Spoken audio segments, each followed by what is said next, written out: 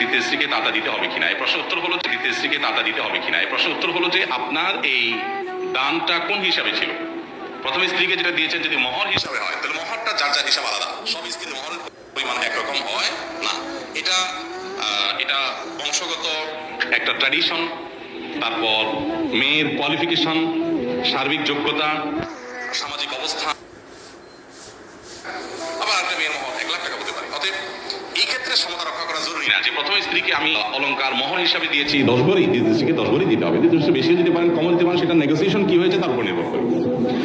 আর এই মহরটা এটা এখানে সমতা রক্ষা করা জরুরি না স্ত্রীর মধ্যে। কিন্তু যদি আপনি গহনা দিয়ে থাকেন বিয়ের পর আপনার এটা অ্যাজ এ গিফট, তাহলে সেক্ষেত্রে আপনার কি করতে হবে, সমতা বজায় রাখতে হবে। এখানে আরেকটা কথা আছে, প্রথম স্ত্রীকে গিফট হিসাবে বহু স্বর্ণ দিয়েছেন, এর বহু বছর পরে এসে দ্বিতীয় স্ত্রীকে বিয়ে করছেন, তাহলে ওই পিছনে সব কাজা কাফারা আদায় করতেও দ্বিতীয় জনের পরে, ব্যাপারটা এরকম না। বুঝাতে পারছি? আগের যেগুলো দিয়েছেন সেগুলোর কোনো